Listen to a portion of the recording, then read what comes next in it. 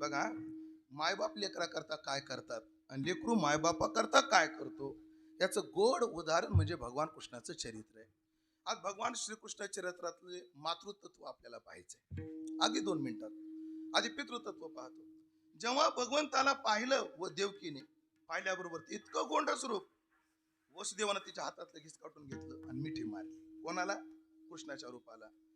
सगळ्यात आधी प्रश्न निर्माण झाला, मायला लेकराची काळजी कशी असते. ओ सोडा सोडा मिठी, याला लपवलं पाहिजे.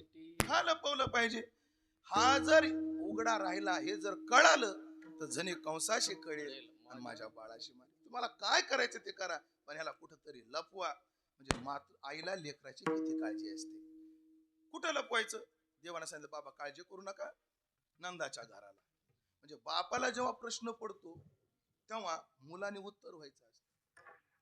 बापासमोर प्रश्न निर्माण करायचे नसतात. बापाला निर्माण झालेल्या प्रश्नाचं मुलाने काय व्हावं? उत्तर व्हावं. नंदाच्या घराला न्या. ठीक आहे, उचललं. एक सांगू का, किती मोठं संकट होतं वसुदेवावर, पण ती सगळी संकट बाप पेलतो कोणा करता? लेकरा करता. यमुनेच्या डोहात गेले. एक, आता तुम्ही नदी काठची माणसं, एरवी विहिरीत पोहणं सोपं का नदीत पोहणं सोपं? विहिरीत सोपं. त्यात नदीत पोहणं सोपं का वाहत्या नदीत पोहणं सोपं? म्हणजे बंधाऱ्याच्या वर पोहणं सोपं का वाहत्या पाण्याला पोहणं सोपं? वाहत्या पाण्याला सोपं, अवघड. आणि त्यात पुराचा वेग असल्यावर पोहणं किती अवघड. पुराच्या पाण्याला काय असते? ओढ असते. पण यमुनेला पूर आलेला आहे, पुण्य पाण्याला ओढ आहे, पण अशा काळातही बाप लेकरा करता कंठा एवढा बुडतो. हा काय आहे? बाप आहे. नेऊन सोडलं, ठेवलं. भगवंताचा जन्मोत्सव झाला, सगळ्या गोकुळात आनंद झाला. एके दिवशी भगवान असे नंद बाबा जेवायला बसले. सण होता मोठा. नंद बाबा जेवायला बसले. आता नंद राजे, 5 पोळ्या, वाटीभर तूप, वाटीभर दूध, वाटीभर कढी, मोठं ताट सजून नंद बाबाला दिलं. कृष्ण तिथं आला, आई मला जेवायला दे. आता लहान लेकरू जेव्हा बाईला जेवण मागतो तेव्हा बाई काय करते? कृष्णाला एका वाटीमध्ये दही दुधाचा काला कालवला आणि घे कृष्णा. नाही नाही बाबा एवढं पाहिजे. लहान लेकरू हाय आठ धरतात, कोणा एवढं पाहिजे? बाबा एवढं पाहिजे. अरे कृष्णा तेवढं खाणार नाही रे तू. नाही नाही मला तेवढंच पाहिजे. नंद बाबा म्हणजे जाऊ दे ना यशोदे, त्यानं नाही खाल्लं तर तू खा, वाढ बरं त्याला. वाढलं, मोठं ताट वाढलं. कृष्णाने एक घास खाल्ला. बरं लेकरं नीट खात नाही. भाजा उचलते शेजाऱ्याला, ओय बघ माकड. त्यांना भज्यात सगळं विश्व दिसतं म्हणून सुखी असतात लेकर. म्हणून मानसशास्त्रीय दृष्ट्या असं आहे, माणसाच्या सुखाचा स्रोत कुतूहल आहे. म्हणजे माणसाच्या सुखाचा स्रोत काय आहे? कुतूहल आहे. माणसाच्या जीवनात कुतूहल संपलं की सुखाचा स्रोत एक आटून जातो. हा पंख कसा फिरत असेल, लेकरू फिरणाऱ्या पंख्यात सुद्धा आनंद लुटतो, कारण त्याला कुतूहल जिवंत आहे. बालकासारखं मन असावं माणसाचं, बालवत आहे ना. बघ माकड, बघ कुत्र, त्या भज्यात त्याला सगळं दिसतं. 1-2 तुकडे खाल्ले, अरे कृष्णा खा ना आता. नाही म्हणजे मजा आहे ना, ह्याचा काला करून दे. कशाचा? अरे कृष्णा आमटीन कडीन बासुंदी कुणी एकात केली का रे? नाही नाही मला काला पाहिजे. नंद बाबा मला यशोदे त्यानं नाही खाल्लं तर गायला ठेव, पण वा करून दे बरं त्याला काला. पुन्हा यशोदीनं सगळा काला करून दिला. कोणाला? कृष्णाला. पुन्हा 1-2 घास खाल्ले, आणि मैया मजा आहे ना, वेगळं करून दे.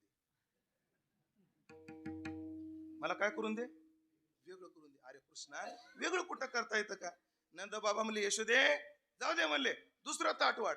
अ बाबा आमच्यात बोलायचं नाही म्हटले, मला आमच्यात बोलायचं नाही, मला वेगळं पाहिजे. म्हणजे वेगळं ताट नाही पाहिजे, याच वेगळं पाहिजे. यशोदा हातबल झाली. यशोबा डोक्याला हात लावला आणि खाली बसली. कृष्णानं काय केलं ऐका बरं. यशोदेचा पदर त्या ताटावर झाकला आणि रडणारा कृष्ण अचानक हसायला लागला. यशोदेनं पाहिलं, कृष्णा काय झालं? बघ आई सगळे अन्न वेगळे वेगळे झाले. म्हणजे कसं काय झाली? आणि आई तुझ्या पदराची ताकद आहे म्हणून झाली. केलं कोणी? स्वतः. पण मोठे पण कोणाला दिलं? आईला दिलं. एवढा मातृभक्त कृष्ण आहे. खूप कथा आहेत कृष्णाच्या मातृभक्तीच्या, पण वेळ मर्यादा संपत आली. हा मातृभक्त कृष्ण आहे. ताट वेगळं केलं. ही कथा काय माझ्या पदरची नाहीये, तुकोबारांनी कथा सांगितली. भोजनाची काळी कानू मांडी येली आळी, काला करी वन माडी अन्न एकवटा, देईनी वडोनी ऐशे म्हणतसे जननी. सांगण्याचं तात्पर्य, एवढा मातृभक्त आहे, एवढा मातृभक्त. लहानाचा मोठा झाला. गोपिका यशोदेला गाराने सांगू लागल्या. कृष्ण वनात गेला. सगळे गोपाळ गोळा करून वनात जाऊन अनेक प्रकारचे खेळ खेळले. खेळून जेव्हा गोपाळ दमले तेव्हा सगळ्या गोपाळाच्या शेजारी एका जागी केल्या. सगळे गोपाळ कमळाच्या आकारानं बसवले. हे भागवतातले, याचा उग कुठेही शब्द संबंध जोडून मला अडचणीत आणू नका. सगळे गोपाळ कसे बसवले? कमळाच्या आकारानं बसवले. नाही, वेगळं वळण देऊच नका, तुम्ही देऊच नका. हा, नाही नाही नाही, मला ऐकलं का? बाप्पा बाप्पा मला भोवलंय म्हणून सांगतो. देवराम बाबा गायकवाड आहेत ना आपले, त्यांच्या गावी कालेच कीर्तन करत होतो. असंच म्हटलो, सगळे गोपाळ कमळाच्या आकाराने बसवले. त्याच्यानंतर एक जण उठला, म्हणजे महाराज लोक म्हणजे बीजेपीची आध्यात्मिक आघाडी आहे म्हणजे. हे महाराज लोक एवढे चालू आहेत म्हणे, दिसू देत नाहीत पण बीजेपीचा प्रचार करतात. असं तो मला म्हटला. साहेब असा आरोप का करता? म्हणजे सगळे गोपाळ कमळाच्या आकारानं बसवले. घडी सारखे बसले असते का काटे टोचले असते काय? माझा तो म्हटला. तेव्हापासून मी हा खुलासा करून घेत असतो. मी नेत नसतो, खुलासा करून घेत असतो. सगळे गोपाळ कमळाच्या आकारानं बसवले. सगळ्या गोपाळांचं लक्ष आपल्याकडे केंद्रित केलं. इकडं पहा, सगळ्यांचं लक्ष आपल्याकडे केंद्रित केलं. परमात्म्याने सर्वांच्या मुखावर नर्म हास्य निर्माण केलं. थोडं हसा बाबा, तुम्ही दोघच राहिले बरं, सगळं गाव हसलंय आता.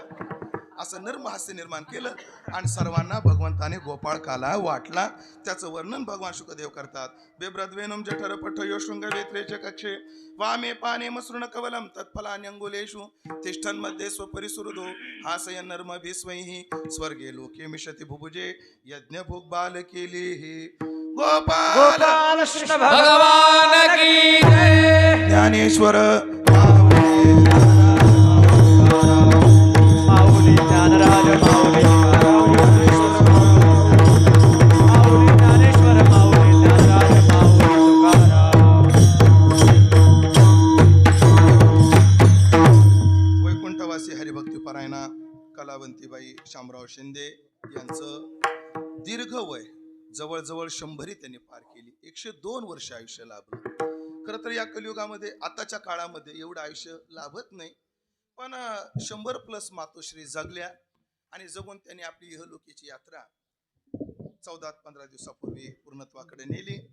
त्यांच्या जाण्याने शिंदे भाऊकीतली एक बाई गेली असेल, त्यांच्या जाण्याने कोणाची मावशी गेली, त्यांच्या जाण्याने कोणाची आजी गेली, त्याच्या जाण्याने कोणाची सासू गेली. पण या सगळ्या नात्याला पर्याय, एक सासू मेली, मावस असते, चुलत असते. एक मावशी मेली, दुसरी मावशी असते. पण ऐकलं का? एक माय मेली तर दुसरी माय नसते. माय एकच असते. आणि माय काय